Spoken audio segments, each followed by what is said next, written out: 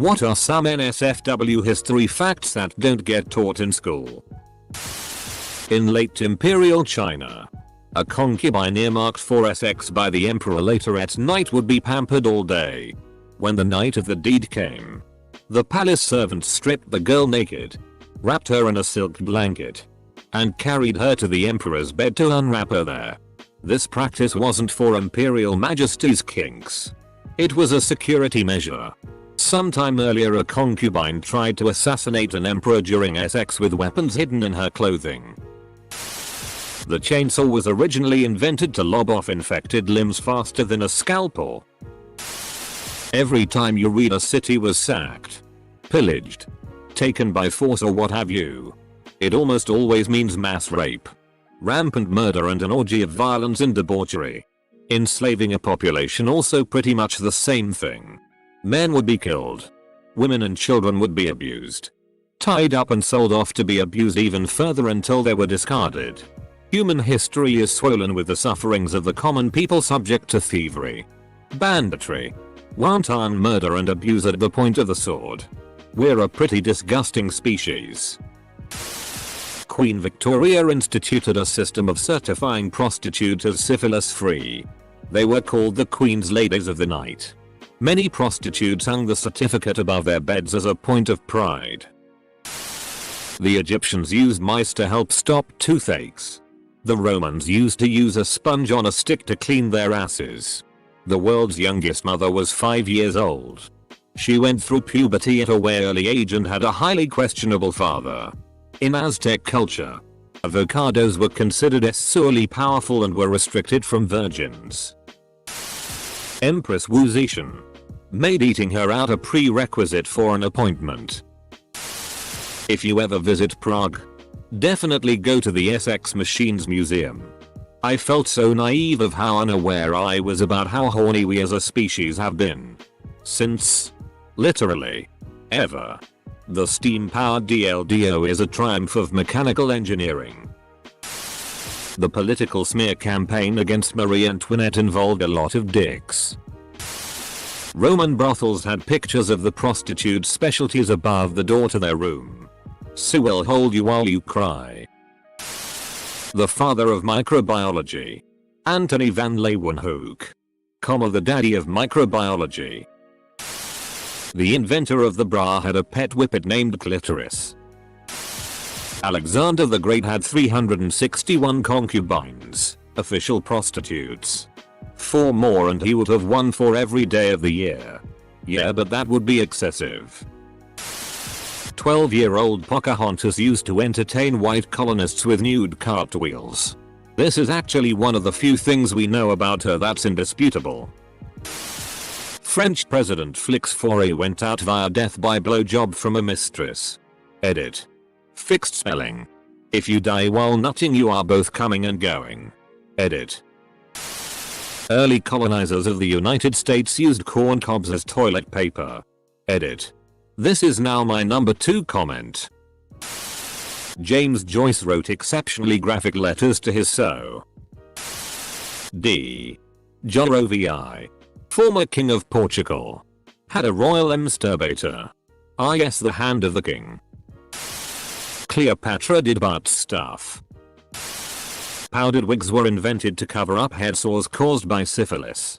Syphilis also eventually destroys your nose.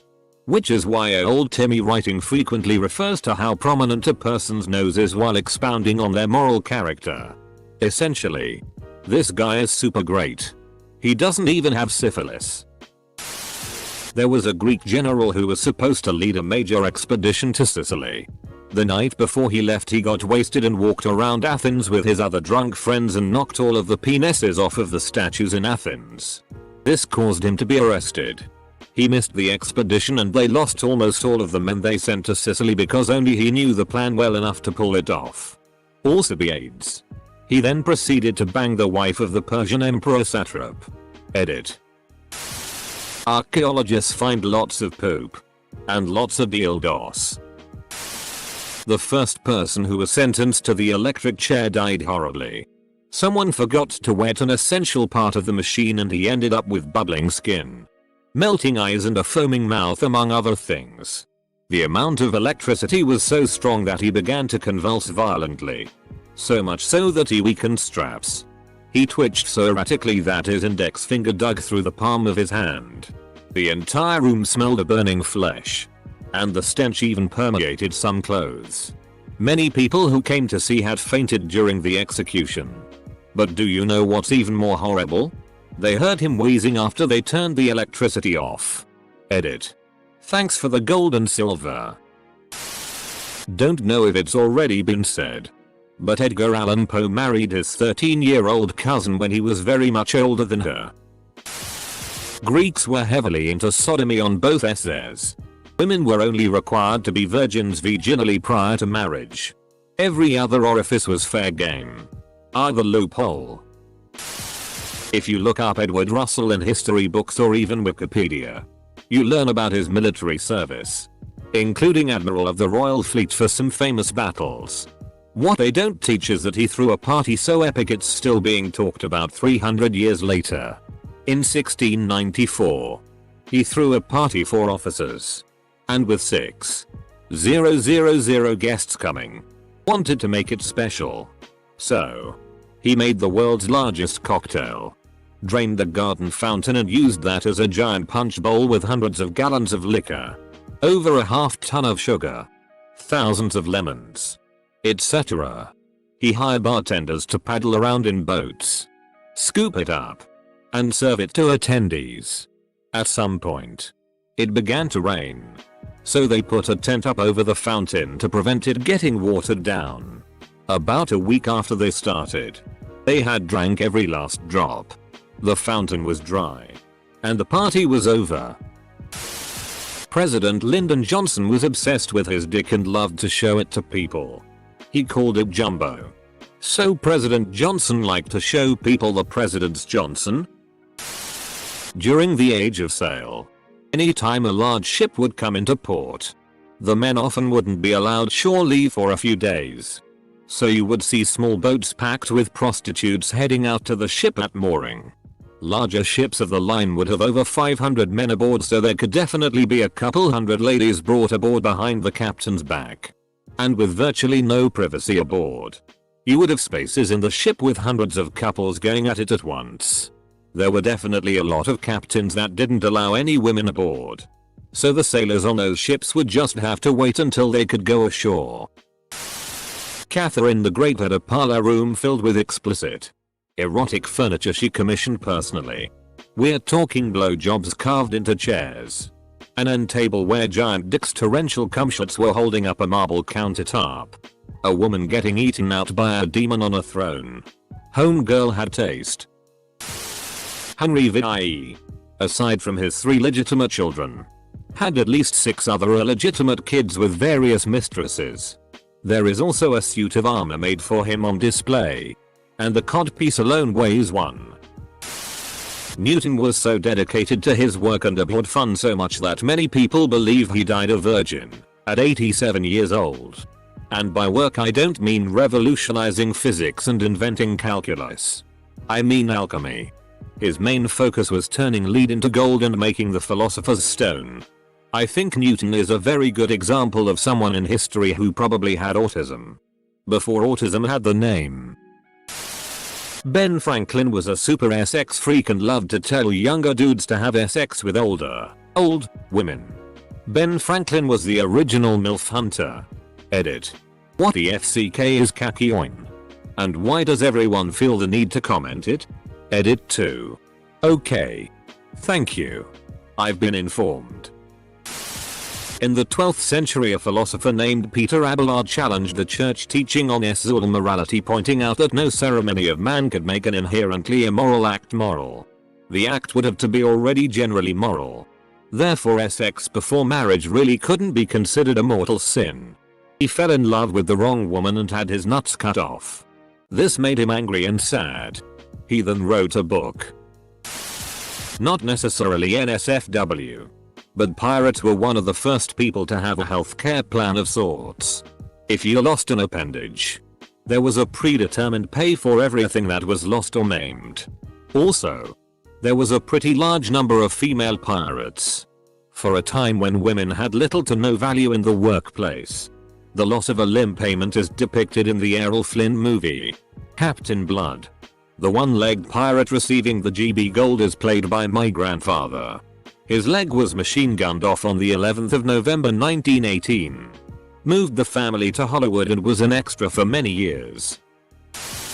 Napoleon would ask that his wife, Josephine, not bathe for several days when he knew he would be coming home. My man's liked a stinky lady. On a lighter note, after she died he kept a clipping from her flower garden in a locket on his person until the day he died. The point here is you go to both extremes if you really love someone.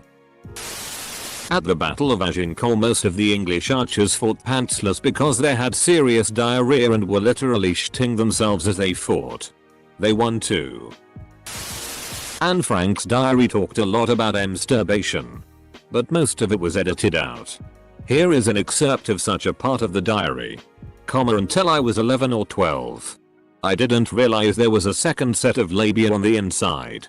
Since you couldn't see them. What's even funnier is that I thought urine came out of the clitoris when you're standing up. All you see from the front is hair. Between your legs there are two soft, cushiony things. Also covered with hair. Which press together when you're standing. So you can't see what's inside. They separate when you sit down and they're very red and quite fleshy on the inside. In the upper part, between the outer labia, there's a fold of skin that, on second thought, looks like a kind of blister. That's the clitoris. And about her lesbian crush on one of her friends. 1. The creator of the vibrator was George Taylor. It was originally made as a steam-powered device that was used to cure a disease called hysteria by massaging the pelvic region. 2. Empress Wu Zetian of China asserted her dominance over male officials by making them kneel before her and pleasure her orally. 3. For a long time royal European women gave birth in front of spectators, who would pour into the bedchambers to watch the babies arrive. 4. Plymouth colony of British North America, New England, convicted and hung a young man committing bestiality. It was one of the first hangings in the New World. The 16-year-old Thomas Granger was hanged to death for indulging in a buggery with a mare, a cow, 2 goats, many sheep, 2 calves, ostrich, allegedly, and a turkey as mentioned in the court report from 1642. His hangman was one John Holmes. 5. Nelson Rockefeller, former vice president of USA, suffered a heart attack and died while having sex with his 25-year-old assistant. He was 70. To save ammunition, the Khmer Rouge started to execute people with pickaxes in the killing fields. Cleopatra was nicknamed Regina Meretrix, the queen of the WH Res. High-class WH Res though. Not slum prostitutes. Jenny Wade was a prostitute and a madam.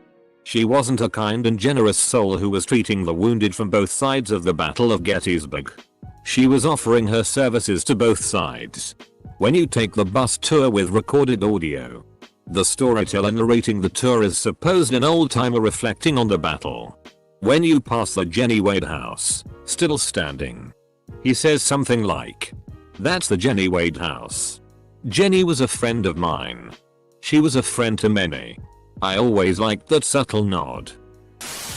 In any history course, the rampant upping done by most occupying forces around the world, e.g. Japan in World War II. Pretty much every town, village, city that was invaded from the time of the earliest civilizations. It's been like this. Still happens today.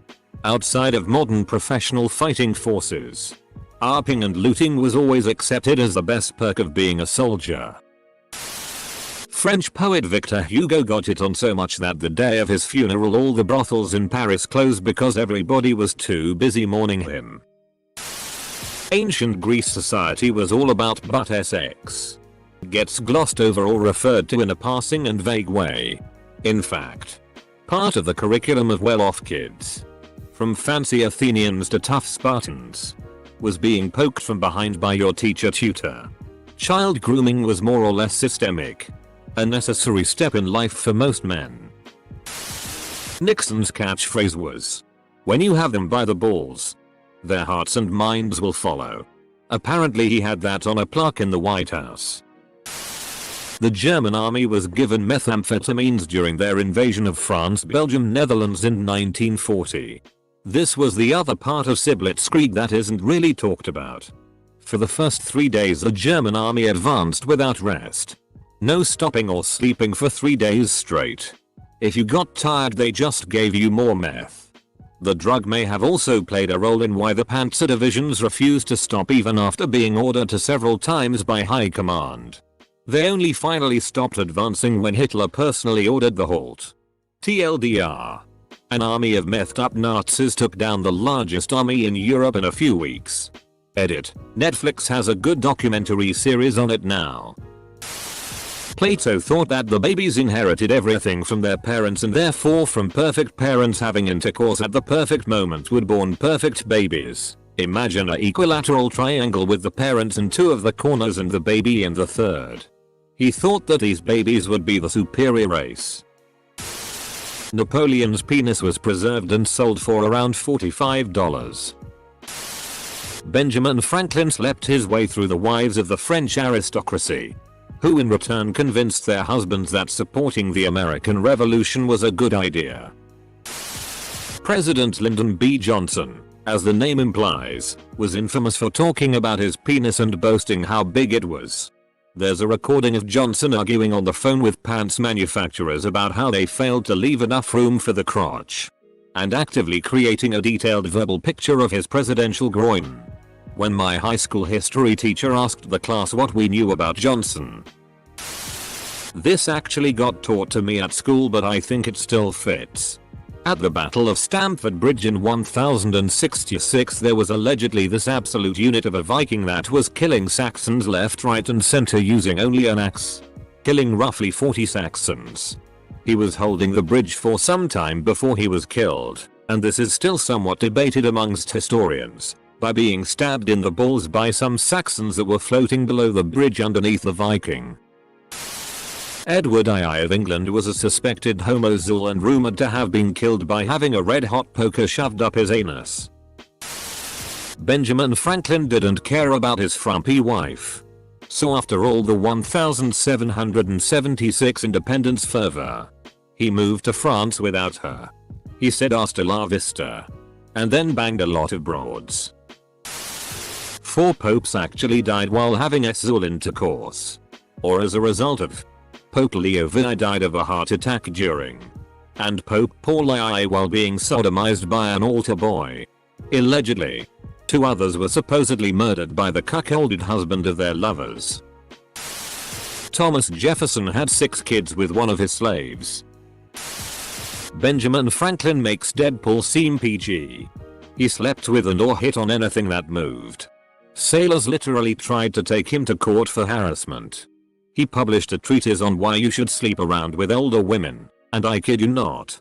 One of his points were that they aren't that bad if you put a bag over their head, and they're less likely to kiss and tell. Dude had no shortage of lovers, both girls and boys. From now on, you will always undestined his smile on the $100 bill. Why vibrators came into existence. In the Victorian era, it was believed many women suffered from hysteria and the treatment was to go to your doctor and be manually masturbated to climax by the doctor and his professional digits. Apparently it got so popular that many doctors were getting hand cramps, and so one of them came up with the genius idea of vibrators.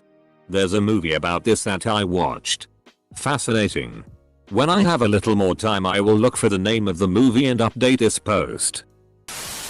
In the U.S., a lot of slaves were raped. A lot. RP was super common. Unfortunately. In what school was this not taught? Queen Elizabeth I reportedly attempted to flirt with and seduce the Spanish ambassador by bending down so he could have a view of her cleavage. She was in her 60s at this point. The ancient Egyptians used bees in boxes as vibrators. I also remember hearing a discussion about all the kinky things the ancient Egyptians did with goats. Apparently goats were a fertility symbol or something back then. The ancient Roman Empire. Like many people know, the people loved theater, but they never enjoyed fake shows. So, like many people know, the fighting in a show was between slaves and everyone dying in the story dies in real life, just on stage. But like many people don't realize, also the sex scenes in theater were real. Actor was a job for the lowest rank, like a slave. Murder on stage, while it did occur, was relatively rare. Too expensive most of the time. Just like gladiators rarely being killed. The Romans recognized that slaves had value that'd just be lost if you just killed them. That's just not true. Like most of the ancient world, Rome was rife with actors who would play the same roles, often with the characters dying, over and over again. Maybe occasionally we hear of a punishment that might sound like this for a criminal, but it was certainly not a regular attraction. Edited to add. Very few non-mime shows had female actors, and a folk etymology of obscene is on scenes literally off stage. That stuff just did not feature in theater. When you hear about people being tarred and feathered in the American Revolution, they didn't survive. Us Americans had that tar boiling, and we let them in feet first, then dipped their corpse in feathers. We've always been big on deep frying. That's not true. The tar in question was often pine tar, not the kind of black tar we use to pave roads. You can see pictures of people who have been tarred in feathers. It was uncomfortable and humiliating, but not fatal. The rape. In the Roman Republic there was a rampant problem of phallic graffiti across Rome. Vagina is Latin for a sheath for a sword. Now here's a genuinely little known fact, mainly because the English translation is a literal translation and the actual meaning gets lost. Kamate is one of the most, if not the most famous Muore haka, native New Zealand war dance. It's about a warrior who is running away from an opposing tribe. He dives under a beating heart to hide, and when he looks up he is faced to a face with a woman's hairy vagina. That's right. That intimidating war dance the All Blacks did before a rugby matches. In part. About a hairy vagina. Vlad the Impaler didn't just shove a spike through you. It would go in your ass. It would be shoved up there just enough so that you stand on your toes. And as you slowly got tired you would impale yourself. There would already be a good 6 more inches up there. So you couldn't escape. Edit. I'm a dumb CNT. Glad the Impaler. Thomas Jefferson arped and impregnated a black housemaid. When Abraham Lincoln was in his mid-20s he shared a bed with someone named Joshua Speed for 4 years. Yes. It was common for men to share beds back then, but not for that long. Hitler was into anal play. The brain can function for several seconds without blood supply, meaning someone freshly beheaded via the guillotine would be able to perceive their surroundings. This shouldn't count, because I did in fact learn this at school. But a king of my country, Fernando Villai, apparently was close to die without offsprings because he had a huge penis, and every wife that he ever had was afraid of having sex with him because it would be painful. And his only daughter, Isabel II, had a lot of love affairs and ended up pregnant a lot of times. And in official acts, she had to pretend that she wasn't pregnant. During the American Civil War the North had paid prostitutes to follow the men along to keep the morale of men high. Needless to say STDs were rampant. During World War II, more men were pulled from duty for VD than for combat injuries. Now sex ed is part of basic training. Hitler had one ball. Christopher Columbus sold child sex slaves. Anyone say that one yet? In ancient Greece men obviously had more power in society than women. Because of this it was actually preferred to be gay, cause then we have societal power couple. Usually an older man would court a younger one so that the younger one could learn from the older man. Columbus was a torturer and a murderer. Mother Teresa was a very selfish person that let sick and poor people die because she said it cleanses a soul. When she got sick she made sure to get the best doctors available. The RP of Nanking. That's def NSFW.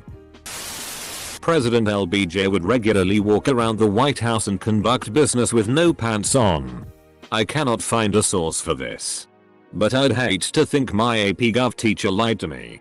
There are stories of LBJ walking around without pants, standing behind his female staff, tapping them on the shoulder so they'd turn around. Then bam. A whole bunch of ahem. Johnson in their face. Emperor Elagabalus cross-dressed, married both a vessel virgin and a male slave, and asked doctors to castrate him and give him a vagina. He also may have prostituted himself. I'd be wary of stories of Romans doing things like this. They were very big on slandering people after their death. Indeed, it was standard to slander a former emperor if you seized power to establish yourself as more legitimate than they were. Well, yes. I murdered the emperor in the court and took the crown for myself. But you know that other guy? Well, he married a Vestal virgin and a male slave. I hear he liked being on the bottom so much, he even paid a surgeon to make his penis into a vagina. I don't know, sir. That seems. He also blew guys in the coach room for 3 denarii a job. How dare he? You're clearly a better emperor. Alexander Hamilton was bisexual. Him and John Lawrence wrote such explicit letters to each other that historians who discovered them blacked them out. But I mean, maybe they weren't that crazy. Historians just got freaked out by some homoerotic behavior. I guess we'll never know. The American-Indian War was like Hitler's final solution but centuries earlier, and armies just strolling into Native American villages without the chief of the village's approval and legally pillaging, and overall killing all the natives with absolutely no reason to do so. Late to the party, but in the Elizabethan era public lice was a huge problem and the easy solution was to shave your pubes. However, this was considered immodest, so synthetic pubic hair wigs were used to preserve modesty without having to deal with lice. Hedy Lamarr. She was first motion pictured to include a nude scene, ecstasy, and have her orgasm. Later, she went on to invent frequency hopping, which eventually became CDMA and Wi-Fi. So her impact on sex and technology